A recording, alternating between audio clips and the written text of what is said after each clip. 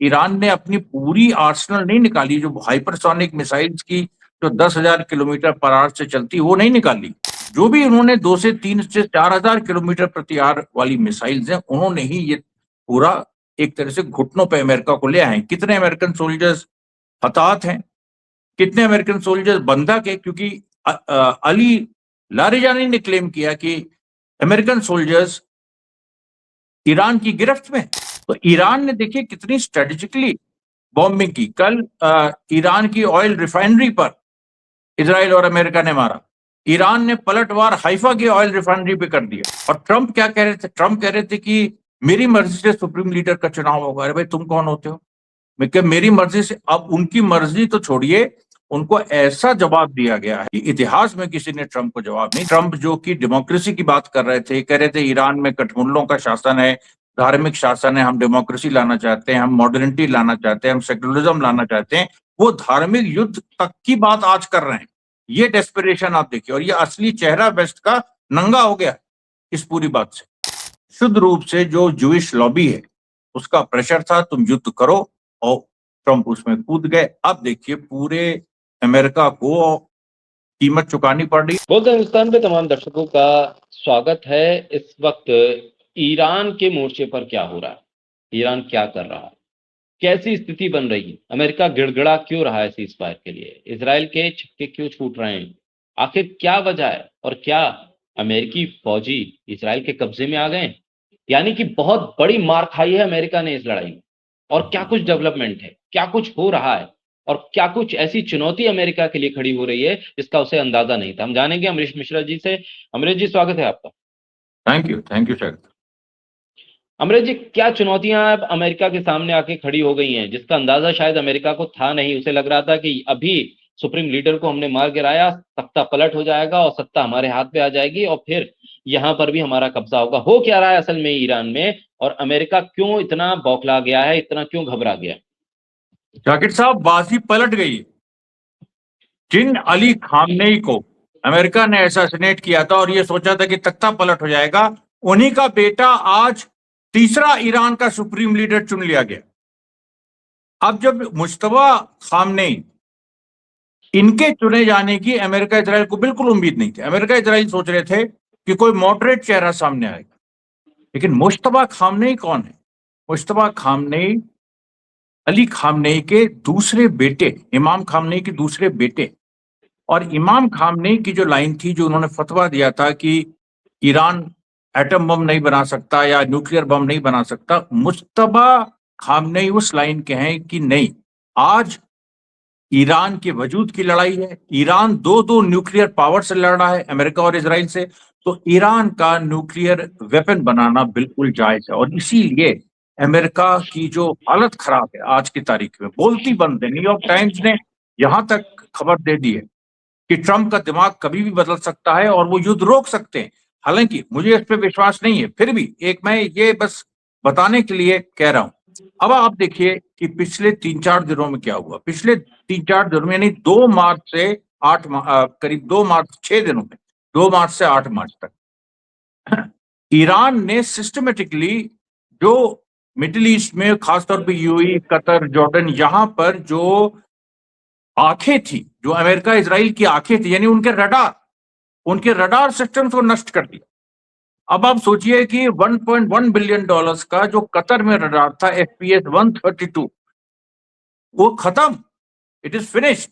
उसके बाद AN/TPY-2 जो थर्ड मिसाइल्स को रडार प्रोटेक्ट करते थे, ये भी खत्म। ये कुवैत में थे, ये यूएई में थे, ये भी खत्म। जॉर्डन में एक इतनी जबरदस्त ईरान ने स्ट्राइक की कि वहां पर जो वहां का अपना जो रडार था वो खत्म। तो देखिए आप क्या किया ईरान ने, क्या किया ईरान ने, जो रिहायशी इलाके हैं उन पे नहीं मारा, जो मिलिट्री इलाके हैं उन पे मारा, और फिर ध्यान इस पे दिया कि जो रडार सिस्टम है, क्योंकि अगर रडार सिस्टम नहीं रहेगा तो जो इनका थर्ड जो मिसाइल्स इंटरसेप्ट करता है वो बेकार हो जाएगा, और वही हुआ। तो जो शुरुआती घंटों में जब इमाम खामने का असैसिनेशन हुआ था, जो अमेरिका इजराइल ने एयर सुपेरियोरिटी का दावा किया था, वो दावा भी इसी आधार पे था कि उनके पास रडार्स थे जमीन पे, वो सब ध्वस्त हो गए। और जो हवा में रडार उनके पास है, यानी ऐसे प्लेन्स जो रडार कैरी करते हैं, उन प्लेन्स को माउंट करने के लिए अब उनके पास जो एक रिफ्यूलिंग, जो ऐसे एयरक्राफ्ट थे जो हवा में रिफ्यूलिंग कर सकते थे, हवा में तेल भर सकते थे, वो एयरक्राफ्ट भी हटा लिए गए हैं, क्योंकि ये डर है कि ईरान उनको भी मार दे। तो ईरान ने देखिए कितनी स्ट्रेटेजिकली बॉम्बिंग की। कल ईरान की ऑयल रिफाइनरी पर इजराइल और अमेरिका ने मारा। ईरान ने पलटवार हाइफा की ऑयल रिफाइनरी पे कर दिया। 2 दिन पहले एक रहस्यमय सीक्रेट जो इजराइल की अपनी न्यूक्लियर फैसिलिटी है, इसका नाम सिदोत मीका है, जहां पर कोई रास्ता नहीं है, रनवे भी नहीं है, मैप पे भी वो नहीं दिखती, वहां मार दिया ईरान ने। तो ये जो देखिए सब एक के बाद एक, जो अच्छा ईरान की मिसाइलें भी पहले से ज्यादा तेज।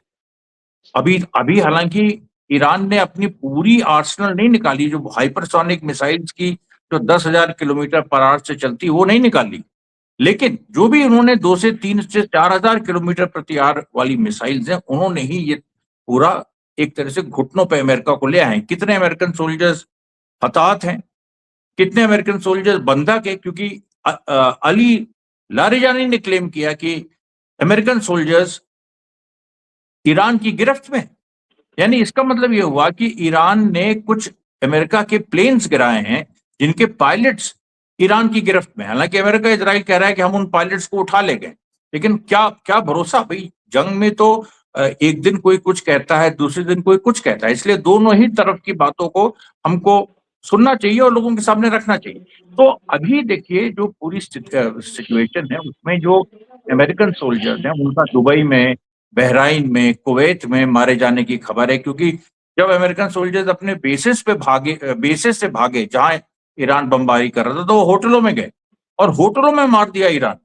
यानी रशिया की इंटेलिजेंस ईरान के पास थी, ह्यूमन इंटेलिजेंस, उनको पता था कि अमेरिकन सोल्जर्स कहाँ, उन्होंने मार दिया। उधर चाइना की इलेक्ट्रॉनिक इंटेलिजेंस, जिसकी वजह से ईरान ने सिदौत मीका में मारा।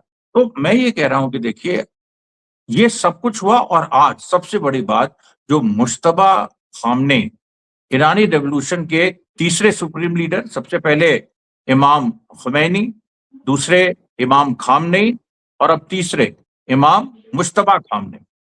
और इमाम मुश्तबा खामनेई की जो खास बात है कि वो सबसे ज्यादा उनके जो रिश्ते हैं ईरानी सेना से, जो IRGC है, जो मिलिशिया है ईरानी क्रांति की, उससे, प्लस इसके साथ साथ जो बासिज को उन्होंने बाकायदा लीड किया है, जो बासिज वहाँ की इंटरनल पुलिस है, बाकायदा उसमें वो काम कर चुके हैं। अच्छा, उनका युद्ध का भी एक्सपीरियंस है, एक ऑफिसर की तरह, आर्मी ऑफिसर की तरह भी वो काम कर चुके हैं। फिर इमाम खामनेई की बहुत सारे जो कोऑर्डिनेशन है उनका, वो संभालते थे। तो इसलिए देखिए एक बात आ रही थी कि खुद मुश्तबा खामनेई उस तरह से वो सुप्रीम लीडर नहीं बनना चाह रहे थे, क्योंकि ये था कि भाई यहाँ भी बेटे के बाद बाप के बाद बेटा बने, तो ये अच्छा नहीं लगता। लेकिन एक वहां सिचुएशन ये आ गई कि अभी इस दौर में जब एक ईरान को ऐसे नेतृत्व की जरूरत है जो ईरान अमेरिका जैसी न्यूक्लियर पावर का सामना कर सके और ईरान को ऐसा फतवा दे सके कि ईरान भी न्यूक्लियर पावर बनाए, तो वहां पर उनको मुश्तबा खामनेई को सुननी पड़ी पूरे IRGC की जो सेना वहां की है, जो यंग जनरेशन इस समय, क्योंकि पुरानी जनरेशन तो अभी युद्ध में असैसिनेट कर दी गई। खुद मुश्तबा खामनेई नई जनरेशन के हैं, हम लोग की जनरेशन के। तो ये देखिए ये पूरा जो एक डेवलपमेंट हुआ है। और ट्रंप क्या कह रहे थे? ट्रंप कह रहे थे कि मेरी मर्जी से सुप्रीम लीडर का चुनाव होगा। अरे भाई तुम कौन होते हो? मैं क्या मेरी मर्जी से? अब उनकी मर्जी तो छोड़िए, उनको ऐसा जवाब दिया गया है, ऐसा जवाब दिया गया है कि इतिहास में किसी ने ट्रंप को जवाब नहीं दिया। और अभी ट्रंप ये सोच रहे हैं, अभी कल खबर आई थी कि ये लोग ये सोच रहे थे कि कमांडो ऑपरेशन करके ईरान की न्यूक्लियर फैसिलिटी, जो न्यूक्लियर एनरिच्ड यूरेनियम है, वो हम उठा लेंगे।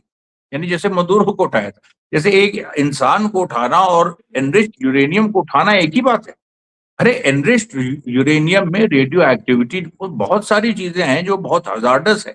वहां पर तुम अपनी इतने डेस्परेशन थे कि वहां कमांडो रेड करने के लिए तुम अपने सैनिक भेजने को तैयार। और आज देखिए सब पलट गया है। जब मुश्तबा खामनेई का नाम सुना है लोगों ने, तो सीधी बात आ गई है कि ईरान अब न्यूक्लियर वॉर का, न्यूक्लियर बॉम्ब का, एटम बॉम्ब का वो फतवा दे देगा। और जैसे ही एटम बम बनता है, या जैसे ही ईरान ने यही अनाउंस कर दिया कि हम बनाएंगे, क्योंकि बनना और नहीं और वो सब तो एक अलग चीज है, लेकिन अगर जैसे अनाउंस कर दिया तो उसी समय अमेरिका इजराइल को युद्ध रोकना पड़ेगा, क्योंकि वो देखिए नॉर्थ कोरिया छोटा देश है, उससे कभी नहीं लड़े हुए क्योंकि उसके पास न्यूक्लियर हथियार है, और ईरान के पास सारी कैपेबिलिटी होते हुए भी ईरान के प्रिंसिपल्स रोके हुए थे कि भाई इस्लामिक प्रिंसिपल्स है।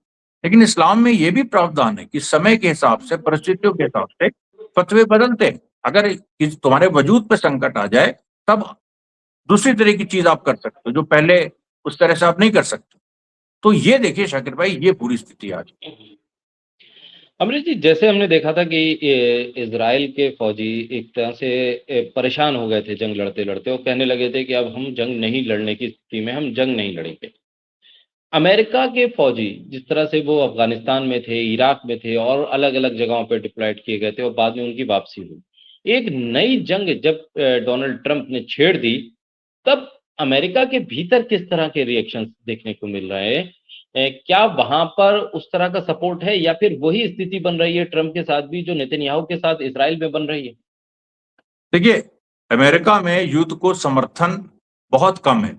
अभी एक ओपिनियन पोल हुआ है मैरीलैंड यूनिवर्सिटी का, 21% लोग अमेरिका में, केवल 21% युद्ध के समर्थन में, यानी जो बहुतायत है, जो 70-80% है, वो युद्ध के खिलाफ है। ये बिल्कुल क्लियर हो। लेकिन उससे भी महत्वपूर्ण बात एक और हुई है। अमेरिका में एक संगठन है centre on conscience and war, यानी वो एक ऐसा संगठन है, उसके एक एक्टिविस्ट, एंटी वॉर एक्टिविस्ट हैं, माइक प्राइसनर, उसको लीड करते हैं। वो संगठन ये है कि जो सैनिक युद्ध में नहीं लड़ना चाहता, तो अमेरिका में एक प्रावधान है कि अगर हमारी आत्मा हमको अलाउ नहीं करती तो हम एक ऑब्जेक्शन रेज कर सकते हैं कि हमको क्यों भेजा जा रहा है। तो वो उन लोगों की मदद करते हैं जो ऐसे यंग लड़के जो युद्ध में नहीं जाना चाहते। तो उनका बयान आया माइक प्राइसनर का, उन्होंने कहा कि उनकी बात एक सैनिक की मां से हुई, और उस मां ने बताया कि हमारे बेटे को ये लोग जंग में भेज रहे हैं और ये कह रहे हैं उससे कि तुम ईरान जाओगे, ईरान तबाह होगा, उससे जीसस क्राइस्ट आएंगे। अब ये सोचिए आप, ये पूरी क्रिश्चियन जायनिस्ट थिंकिंग है। जो जूस, एक वो हिस्सा जूस का जो जायनिस्ट है, वो क्रिश्चियंस का एक हिस्सा जो ये मानता है कि जीसस क्राइस्ट के आने के लिए मुस्लिम्स की तबाही जरूरी है। ये बिल्कुल एक गलत इंटरप्रिटेशन है, वो अलग बात है। लेकिन आप सोचिए कि कितनी मतलब इस लेवल पे ट्रंप, जो कि डेमोक्रेसी की बात कर रहे थे, कह रहे थे ईरान में कठमुल्लों का शासन है, धार्मिक शासन है, हम डेमोक्रेसी लाना चाहते हैं, हम मॉडर्निटी लाना चाहते हैं, हम सेक्युलरिज्म लाना चाहते हैं, वो धार्मिक युद्ध तक की बात आज कर रहे हैं। ये डेस्परेशन आप देखिए, और ये असली चेहरा वेस्ट का नंगा हो गया इस पूरी बात से। तो ये, और वहां पर जो एक सिचुएशन है उसमें देखिए, चाहे जो अमेरिकन सैनिक है उनको जो ब्रेन वॉश है उनकी बात मैं नहीं कर रहा हूं, लेकिन 30 से 40 हजार अमेरिकन सैनिक हैं, बड़ी संख्या युद्ध में लड़ना नहीं चाहती, क्योंकि अमेरिका का ओपिनियन, होम ओपिनियन भी यही। तो ऐसी स्थिति में देखिए, बहुत ही विकट इस समय चैलेंज नेतन्याहू और ट्रंप फेस कर रहे हैं। गाजा में उन्हें हमास ने झुकाया, और ऐसा लग रहा है कि अब पूरे मिडिल ईस्ट में ईरान उनको झुका देगा। इस एपिसोड के बाद और जिस तरह से ईरान ने अपनी ताकत दिखाई है, क्या लग रहा है कि जिस तरह से कहा गया था, अमेरिका कह रहा था 3-4 हफ्ते में हम निपटा देंगे पूरी जंग को, और ईरान ने कहा था कि आप 3-4 हफ्ते की बात कर रहे हैं, हम तो महीनों की जंग के लिए तैयार है। स्थिति कहां तक जा रही है और कितना खिंच सकती है स्थिति, और ईरान के पास अब ऑप्शन क्या है, कौन से ऐसे टारगेट है जिसको वो हिट करना चाहेगा? देखिए, ईरान ने पहले कह दिया था कि हम बरसों से इस जंग की तैयारी कर रहे हैं, और ये बात सच है। वो बरसों, मैं गया था ईरान अभी दिसंबर जनवरी में, तो वहां पर एक सीधी बात थी कि हम किसी भी हम कोई भी सिचुएशन फेस कर सकते हैं, और हम एक लंबी जंग की तैयारी कर रहे हैं अमेरिका और इजराइल से।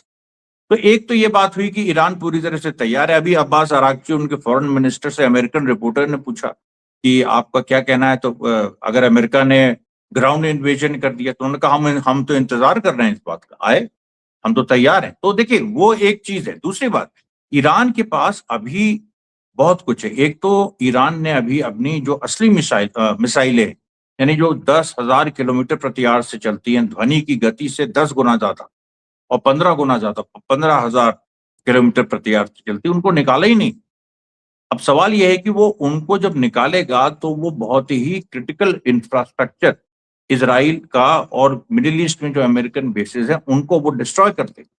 और ईरान के पास अभी ताकत इसलिए और ज्यादा बढ़ गई है क्योंकि जो अमेरिकन रडार्स जो ईरान की मिसाइल्स इंटरसेप्ट कर सकते थे वो टूट चुके हैं, वो खत्म हो चुके हैं। और अमेरिका को एक और दिक्कत हो रही है कि जो नई सप्लाईज है, जैसे उनके जो एडवांस्ड एयर डिफेंस सिस्टम है वो ईरान ने ज्यादातर डिसेबल कर दी। अब उनके पास जो इंफीरियर है, जैसे पेट्रियट मिसाइल्स, एरो मिसाइल्स है या मतलब एरो सिस्टम्स है, तो अब उनके लिए जो ज्यादा मिसाइल्स चाहिए उसका प्रोडक्शन उतना नहीं अमेरिका के पास। अमेरिका ने सोचा था 3-4 दिन में ये जंग निपट जाएगी, इतनी तैयारी नहीं थी। इसका मतलब है कि ट्रंप और नेतन्याहू बिना तैयारी के कूदे। उन्होंने अपनी कांग्रेस से सलाह नहीं ली, उन्होंने अपने ऑपोजिशन से सलाह नहीं ली, उन्होंने अमेरिकन इंटेलिजेंस की नहीं सुनी। शुद्ध रूप से जो जूइश लॉबी है उसका प्रेशर था, तुम युद्ध करो, और ट्रंप उसमें कूद गए। अब देखिए पूरे अमेरिका को कीमत चुकानी पड़ रही है और इजराइल तो कीमत चुकाई रहा। और एक और बात, विश्व मार्केट, आप देखिए भारत में एलपीजी गैस की कीमतें बढ़ने लगी हैं। भारत अपना 80 से 90% एलपीजी जो है वो इंपोर्ट करता है, और उधर वहां पर कतर ने जो एलएनजी है, लिक्विफाइड नेचुरल गैस, और लिक्विफाइड पेट्रोलियम गैस, दोनों का प्रोडक्शन बंद कर दिया। बड़े स्तर पे वहां पर स्टेट ऑफ हुर्मुज से कोई पास नहीं हो पा रहा, चाइना और रशिया के अलावा। तो ये जो देखिए स्थिति है, ये अब आने वाले दिनों में अगर जल्दी नेतन्याहू ट्रंप ने सरेंडर नहीं किया तो विश्व अर्थव्यवस्था में बहुत बड़ी मार पड़ने वाली। जी बहुत शुक्रिया अमरीश जी, बोलते हैं हिंदुस्तान को समय देने के लिए, हमारे साथ चर्चा करने के लिए बहुत शुक्रिया।